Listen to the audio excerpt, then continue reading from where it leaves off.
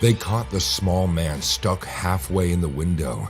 The cops had pulled in without light. What it is, guys? It's your boy Blastphamoushd, and today we're here to check out something you guys have been wanting me to watch more of for the longest time: animated scary stories. Corey Kenshin be reacting to these guys, so I'm pretty sure they're not gonna try to do what some of the other channels were doing. 4 true OnlyFans horror stories animated. Let's do this. At the time, I was 21 years old and totally broke. I worked for a consultancy firm that wasn't a big player there or anything. In fact, I was pretty much at the bottom of the company totem pole. I earned enough money to get by, but always had dreams of traveling to another country and studying abroad. If I was ever going to make that dream a reality, I needed another source of income. It was around that time that OnlyFans started blowing up. For the 2 people listening who don't know what that is, OnlyFans is a website where people, mostly women, share pictures and videos with paying subscribers. This is usually, mature content. It's pretty controversial, with some people being all for the platform, and others saying it's sleazy and gross.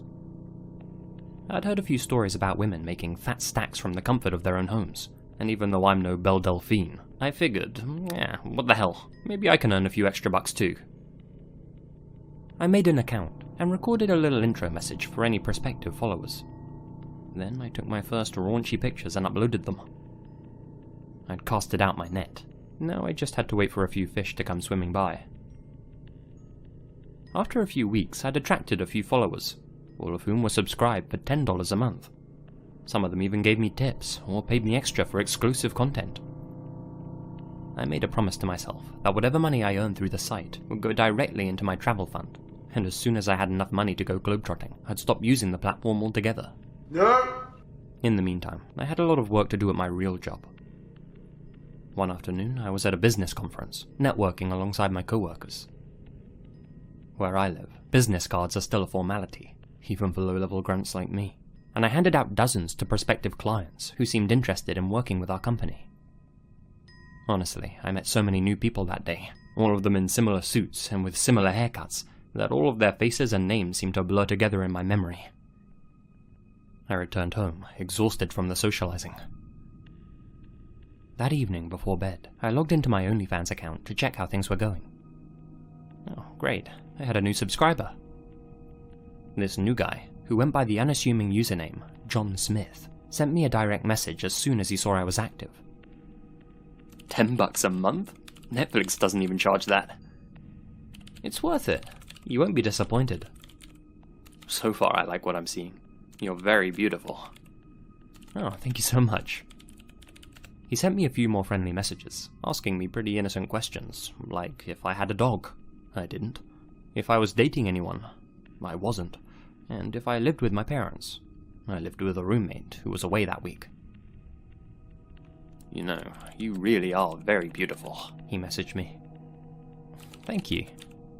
I bet you get down more often than a blow-up doll, right? Oh. Can I make a request? Like a picture request? It depends what it is, and what you tip me. If I give you $5 right now, would you take a picture of yourself pouting into the camera? Well, it had been a long day, but even though I was tired, I wanted the money, so I quickly dolled myself up and took the picture for the guy. I sent the picture, which he could unlock for $5. He unlocked it, and seemed pleased with what I'd sent. No more than a minute later, he sent me another request. How about one of your pretty feet now? I'll pay you another $5. Sure, whatever you want. Really? I'll never get what's up with some guys and feet, but of course I took the picture for him and sent it, again behind a $5 paywall.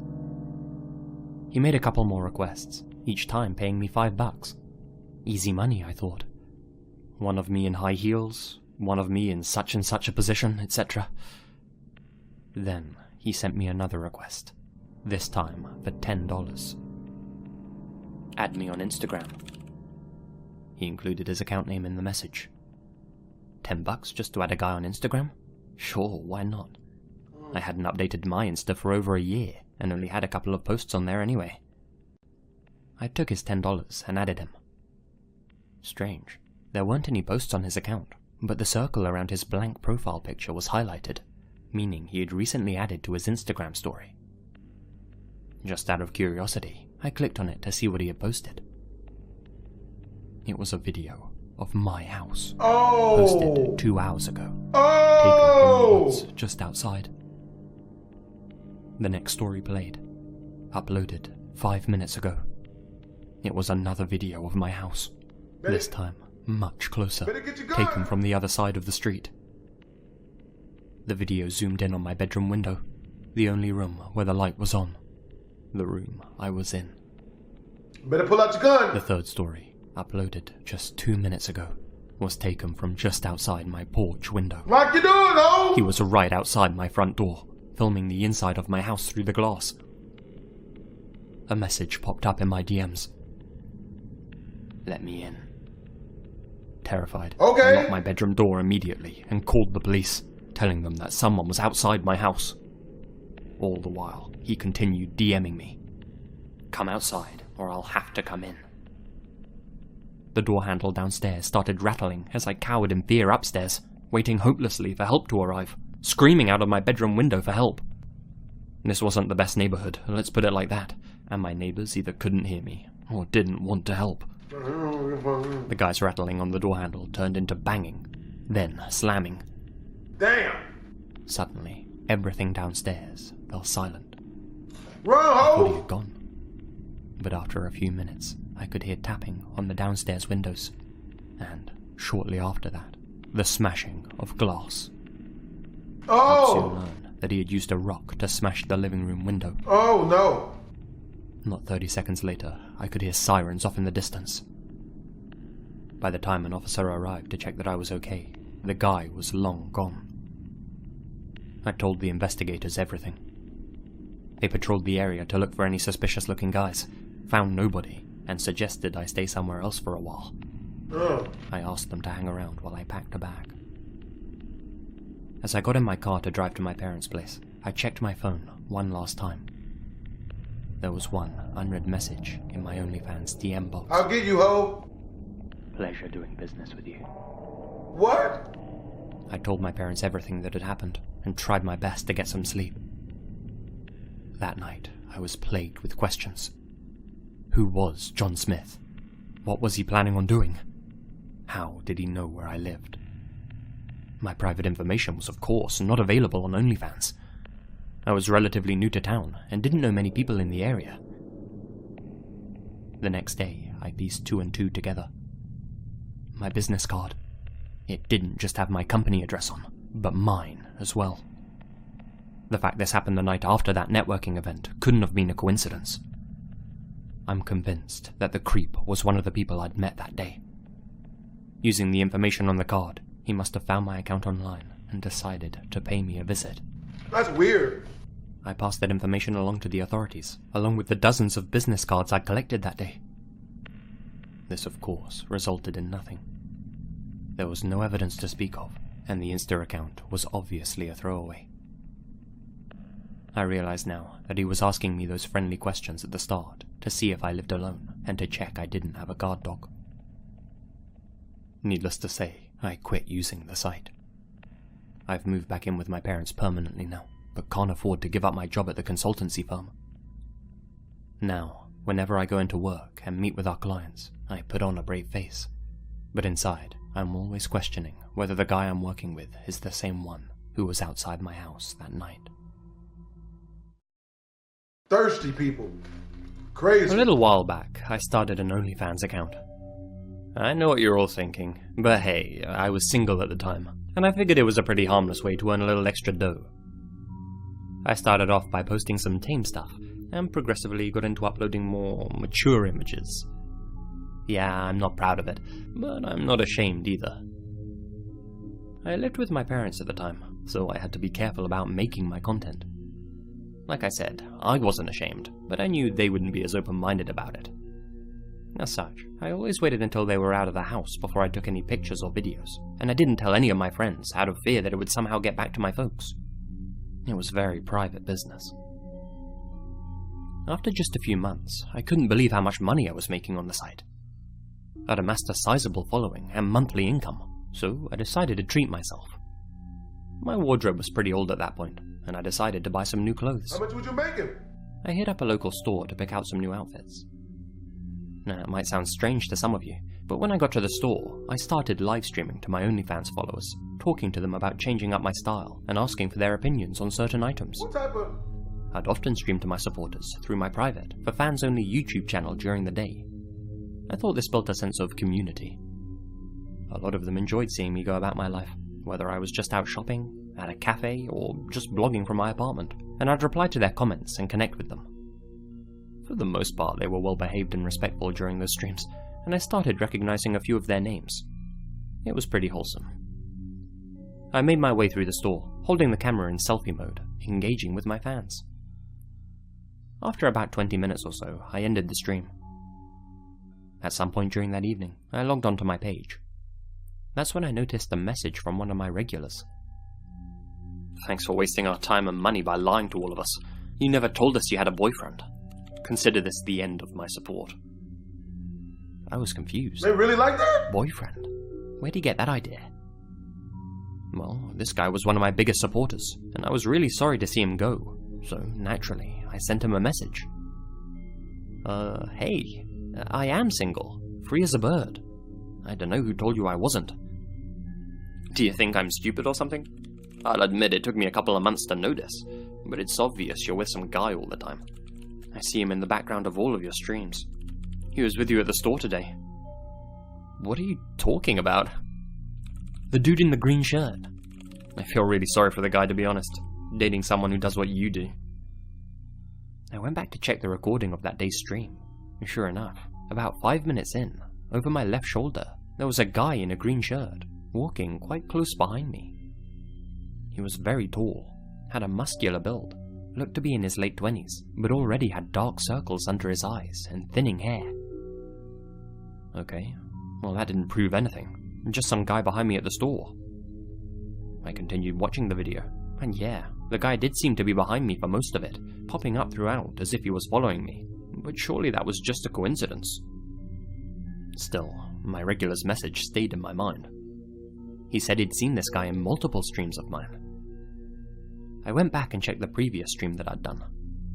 It was of me at the mall. Nothing seemed out of place. Then I saw him. That same guy in that same green shirt, walking behind me in the distance. That stream had lasted 47 minutes, and you could see him behind me throughout it. Sometimes far, sometimes close, but always following me. The stream ended with me at a cafe, and the guy sitting down just a couple of tables away from me, all by his lonesome. The whole time, his dark eyes were watching me. I hadn't noticed him at all. Okay, so I started getting a little freaked out at this point.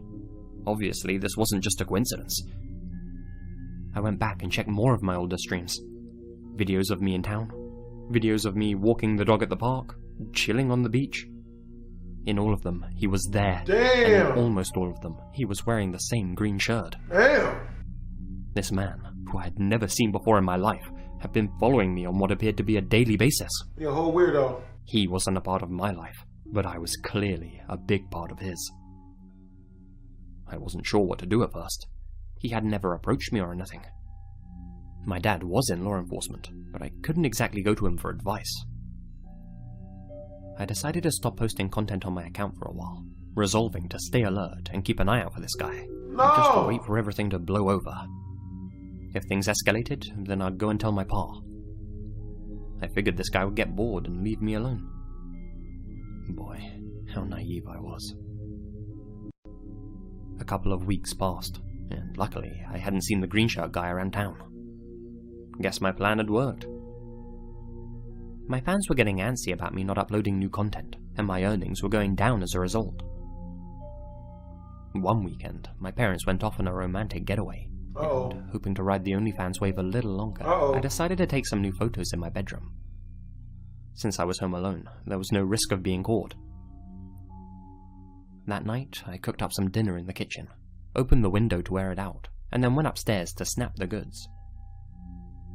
After uploading the pictures, I started a live stream to apologize to my followers for my long absence. I told them it was back to business as usual. The salty dinner had made me thirsty, so during that livestream, I went downstairs to grab my water bottle in the living room, bringing my phone with me so I could continue interacting with my viewers. I was holding my phone out in front of me, completely oblivious to my surroundings, responding to my viewers' comments. I got to one, and as soon as I read it, my stomach dropped. "Hey Mellowcat, who's the man at your window?" In the video feed on my phone, in the corner of the screen, I noticed the small, blurry outline of a figure in the darkness behind me. I turned to see the man, the one who had been following me, standing outside, his gloved hands pressed up against the living room window, You better shoot! his face real close as he looked in at me, his dark eyes wide with excitement. I screamed and ran upstairs with my phone in my hand. I bounded into the bathroom and locked the door behind me as I called my parents. Shoot! I cried to my dad that there was some guy outside our house, told him that he'd been following me for a long time. He said that they were on their way back right now, not to panic, and that my mum was already calling the cops. We didn't have any neighbours to call for help since we lived in such an isolated area, so he instructed me to run to the attic and to keep as quiet as possible until help arrived. I did as he suggested and unlocked the bathroom door. As I stepped out, I could hear quiet movements coming from the kitchen below. That's when I remembered. I had left the window open. This guy was inside my house. The access to the attic was in my parents' room, and I could already hear the guy softly calling out to me downstairs. "Hello? Mellowcat? Where are you?" He was calling to me, using my OnlyFans username. I sprinted into my parents' room and slammed the door behind me, and as I went to lock it, could hear the guy storming up my Why would you stairs. slam the door? Luckily, locking the door gave me just enough time to pull down the attic's ladder and scamper up with the hook in my hand. As I climbed up, I could hear the man on the other side of the door, thumping into it with all of his body weight. I pulled the ladder back up and closed the attic hatch behind me. I waited up there with my hand over my mouth as I heard the door give way. My heart was beating so fast I couldn't stop breathing heavily. Things were being thrown around and smashed in the room beneath me. All I could do was listen as the guy rampaged through my house, occasionally shouting obscenities and saying that he knew I was still in the house. This torment didn't last long, maybe only 5 minutes tops, but I felt like I was up in that attic for an eternity. The house fell silent, but I stayed up there until I heard the police sirens come rolling into our driveway. My parents weren't far behind them. During their investigation, the detectives dusted for fingerprints on the door handles. There weren't any, but there was something else. They found traces of trichloromethane. Chloroform. It must have come off a rag, or off his gloved hands. Damn! The only thing missing from our house was my laptop, which had a bunch of photos of me that I hadn't released online. This guy had clearly come for the real thing, but seeing how I climbed to safety, he settled for images instead. I haven't posted anything online since, and didn't even log on to tell my followers goodbye, since I knew that he was among them. So, in the end, I came clean to my parents about what I'd been doing, and moved in with my sister in a different town for my own safety. I won't say where, for obvious reasons, as Greenshirt himself could be listening. Yeah, despite having relatively clear images of the guy's face, and knowing that he must have been from the local area and one of my followers, they never found the guy. I have no idea how he got my address. I'm just thankful I went downstairs when I did, and my viewer caught the shadowy figure outside my window. Had that guy come in while I was streaming upstairs, I might not have heard him, and who knows if I'd still be here to share this story. From the outside looking in, the Renners were a perfect couple. John was always smiling, his Hollywood smile. His face was a throwback to a classic movie star look. It seems like he had a new car or motorcycle in his driveway every month. His wife, Virginia, was even more stunning. A fashionable force of nature with blue eyes that could stop traffic. I always wondered how I ended up living next to them, given their outward displays of wealth and the, modest vibe of the neighborhood. It turns out that they owned at least 3 houses, which explained their occasional disappearance for days or weeks. When they were around the neighborhood, the renters were unfailingly friendly. John always tossed me a wave if I were cutting the grass at the same time. Occasionally, this would happen while Virginia was out sunbathing next to their pool, which was so distracting. I ran my mower into a tree more than once. The couple appeared to be living their best life every day, but over the course of the spring, I started noticing cracks. Virginia was at home much more than John. He tended to leave early in the morning and not return until after midnight. Some days, he wouldn't return at all. As far as I could tell, Mrs. Renner didn't have a typical job. She spent most of her mornings gardening or sitting on the porch reading. Her afternoons were dedicated to swimming or lounging by the pool, to the eternal gratitude of all the neighborhood guys with a line of sight to the Renner's backyard. Since I work night shifts and live alone, I found myself stepping out to chat with Virginia several times during the day. To my complete lack of shock, I found out that she was a model. However, to my actual surprise, she turned out to not just be gorgeous, but also clever and funny, and a lover of terrible jokes. We swapped cheesy jokes every day from our porches and settled into a comfortable acquaintance, bordering on friendship. When I asked Virginia about her modeling career, she revealed that while she did traditional photo shoots, most of the time was spent on OnlyFans. I was stunned when she told me how much she makes during an average month. We were sitting together on her porch swing, drinking from a pitcher of margaritas, when she asked me if I'd like to check out her account. I wasn't sure what the proper answer would be in that scenario, so I just sort of smiled and shrugged. Virginia took that as a yes and pulled a pen from her purse. She took my hand and wrote her account name on my palm along with a discount code. I felt my heart begin humming the moment she touched me. By the time she was done writing on my hand, I was sweating. I went home 20 minutes later and immediately logged onto OnlyFans. Virginia's account was in the top 1%, and after some casual scrolling, appeared to only contain solo content. There was no sign of John or anyone else. Most of it was actually benign, though she did have the occasional racy post. I felt a little awkward, almost like I was spying on my friend or peeping. But since she was the one who encouraged me to check out her account, I tried my best to get over the discomfort. Logging onto Virginia's OnlyFans quickly became a nightly habit of mine. She even made me a mod for her live streams. That resulted in me getting called a simp a few times each stream, but overall the channel was chill. The first few weeks were great, and Virginia was always impeccable when it came to her makeup, her hair, and her clothes. But over the course of a dozen streams and videos, I began to notice concerning details. Sometimes her makeup would be overboard, to the point where it seemed like she was using it for concealment. I saw her wear turtlenecks often, despite it being spring. Once, I caught the purple outline of a fresh bruise in her hairline, partially hidden by a sweep of blonde hair. John started leaving the house less and less.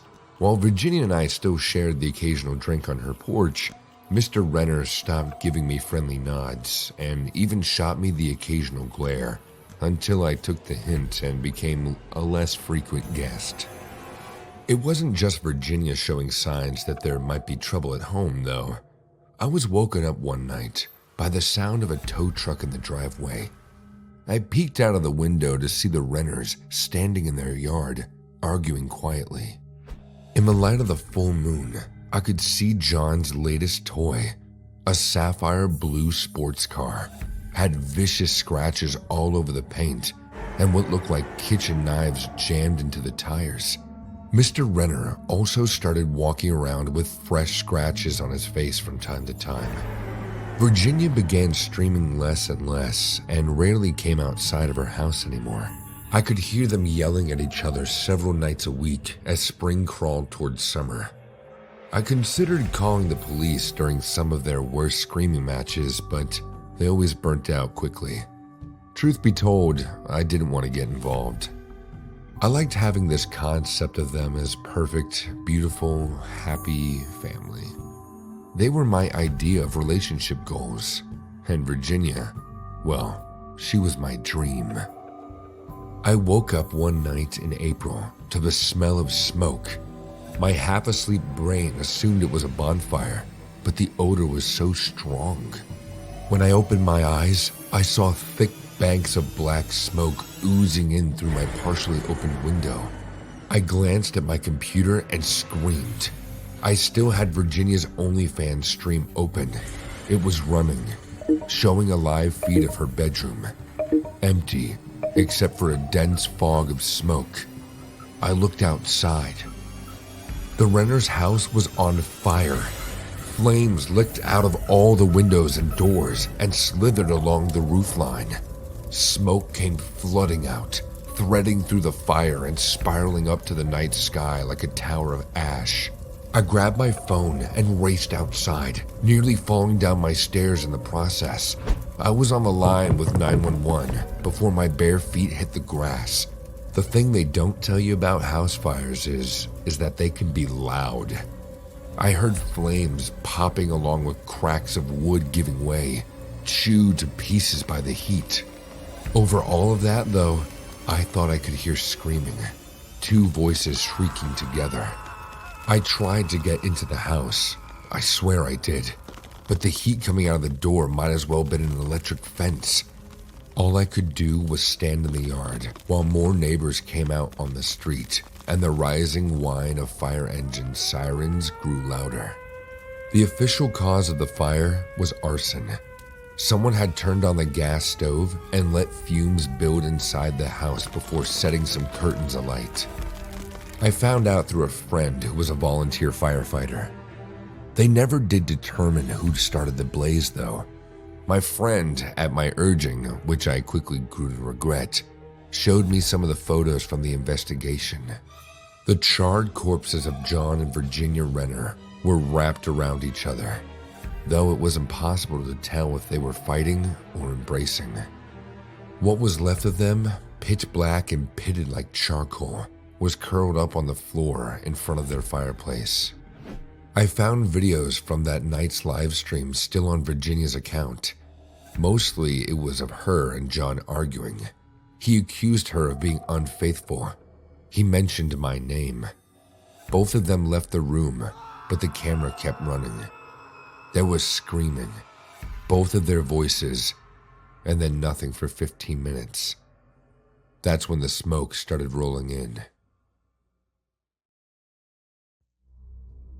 Growing up without a lot of money, I never thought I'd own my own house. Then I started my OnlyFans last summer, and the money came pouring in almost faster than I could count it.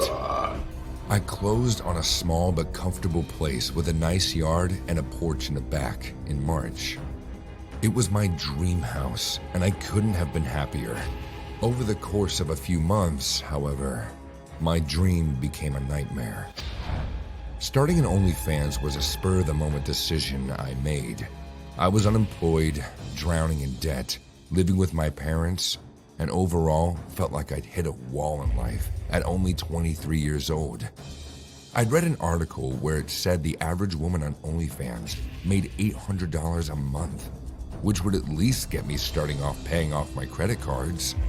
Apparently, while $800 is the average, some girls do much better, including my account. I made $400 the first day, and by the end of the month, I was already out of debt and starting to save.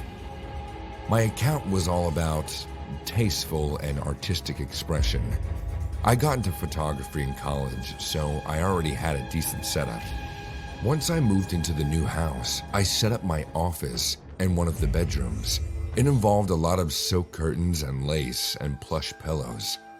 I honestly spent more time with my clothes on, just chatting with my fans. A lot of them were lonely guys who just seemed to need a friend, a shoulder to cry on, and artificial intimacy. One struggle I had from the start was drawing boundaries. I'm an oversharer by nature, and I found myself letting way too many details about my life slip during online conversations. I figured that the guys were harmless, though, so it wouldn't be a big deal if they knew my real name or the town I lived in. I was putting fresh linens into the upstairs hall closet when I caught sight of several small piles of dust on the carpet. There was dust on some of the shelves in the closet as well. A thin film of white particles like snow had blown in and refused to melt.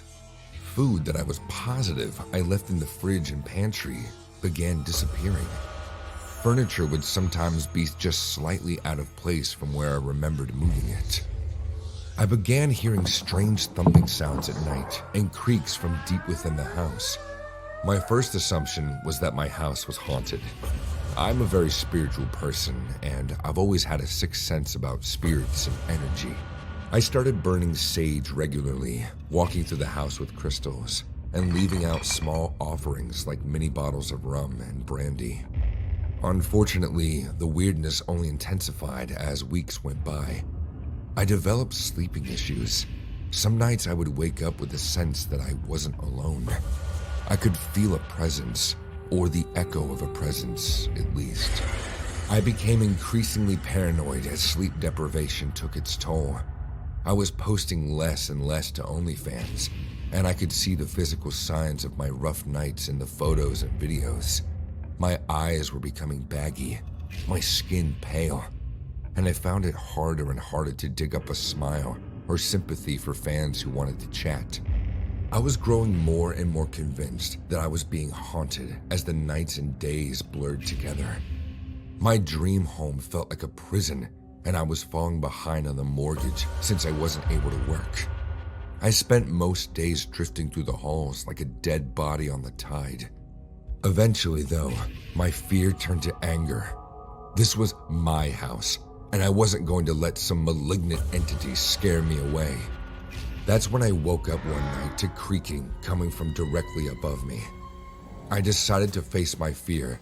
I quickly got dressed and crept into the hall. The sounds seemed to be coming from the attic, so I gently pulled open the door set in the hallway ceiling, lowered the folding stairs, and climbed up. The first thing that struck me when I opened the door to the attic was dim but clear light. I was confused, then horrified. I looked around the cramped room. There were new light bulbs hanging from beams all around the attic. It looked like the bulbs were connected to wires that were spliced into my walls. I saw a sleeping bag on the plywood floor, a laptop, even a miniature fridge. There were thick, black cords running all over the floor, connecting back to a series of small screens. I crawled into my attic and screamed when I saw what was on those screens. It was my house. Every room must have been wired with a camera. I thought of the piles of dust I'd found and realized that they were from someone drilling into the ceilings above me. I felt sick, violated, but most of all, near panic at the thought of the intruder catching me in his lair. The attic was empty for the moment, but he might return at any time. I thought of the creaking I'd heard only minutes before and wondered how I'd missed him leaving. The answer became clear when I noticed that the small window set near the ceiling was open. The invader must have crawled out and then climbed out onto the roof. My heart almost jumped into my eyeballs when I heard footsteps above me. He was still up there. I smelled smoke. The monster was taking a cigarette break on my roof. I quickly but quietly left the attic, folding the stairs and closing the door behind me. After grabbing my phone from the nightstand, I locked myself in my master bedroom and called the police. I considered fleeing the house, but I didn't want the intruder to spot me from the perch on the roof. The worst moment came when I heard thumping from the attic. Whoever was on the roof had come back inside. Thankfully, the cops arrived in less than 5 minutes. I ran downstairs to let them in, then followed behind at a safe distance as they headed towards the attic. They caught the small man stuck halfway in the window.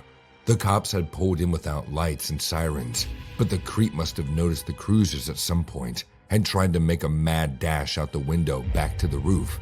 I'm not sure what his plan was from there, but I guess he figured a 2-story jump was better than getting arrested. The 2 burly police officers dragged a home invader into the attic, and I got a good look at his face while they wrestled to cuff him. The scariest thing was how normal the creep looked. An average face with brown, thinning hair, dark eyes, and a slightly hooked nose sat over a narrow chin. I wouldn't have looked twice at him if we passed on the street, but the expression he had while the cops were on top of him will likely stick with me for the rest of my life. He was leering at me, where my head poked up from the stairs. His mouth was open in an idiot grin, his tongue out, lips moving back and forth over his teeth. I would find out later that he had hundreds of hours worth of footage of me from the cameras around his house. He'd been in the attic for weeks. What was most chilling, though, was what cops found on his phone. There were dozens of videos of me sleeping, taken from up close. That presence I thought I'd felt some nights, it was the creep, having just left my room where he stood over my bed, watching me, recording me, probably with his tongue out and mouth peeled back, just like when he was arrested. The police also found a copy of my house key in the man's possessions.